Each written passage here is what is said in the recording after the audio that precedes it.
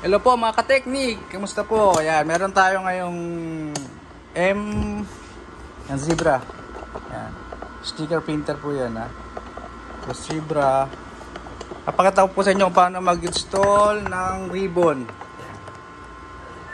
Install natin yung ribbon nya. Ayan yung Zebra ZM400. Ayan.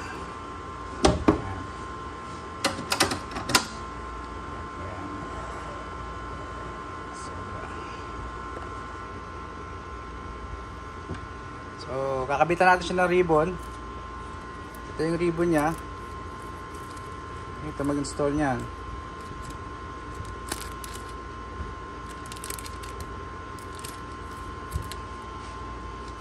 Bubuksan nyo to. Ayan. Pipindutin nyo siya dito.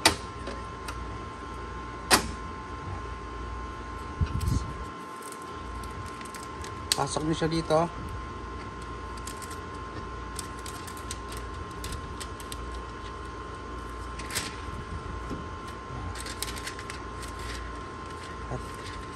At dapat ito nasa ilalim ng print head. Nasa ilalim siya ng head. Ayan, ganyan ang paglagay niya.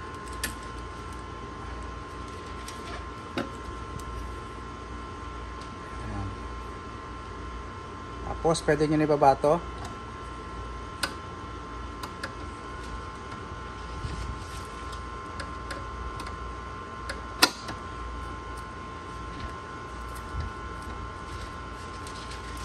So, ikot siya papunta dito.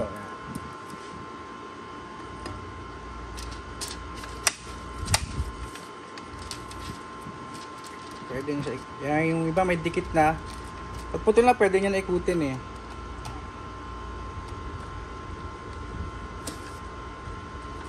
Oh, tanggal siya. Pwede nyo itali pagka luma na yung film nyo o yung ribbon nyo. Yan. Kung medyo mas, yan, dapat pwede siyang dagdagan para hindi siya bumitaw.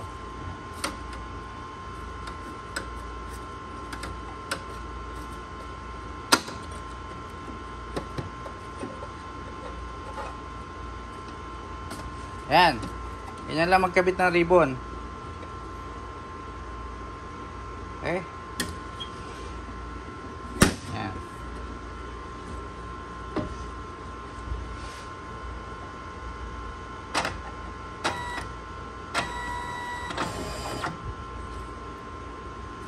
Test tayo ng print.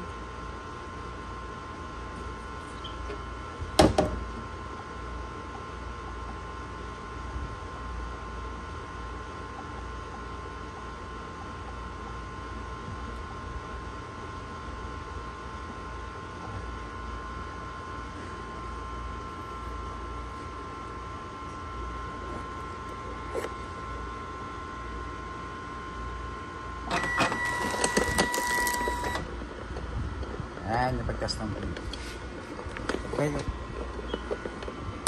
Okay mga ka-technic, sana may natutunan kayo. Salamat!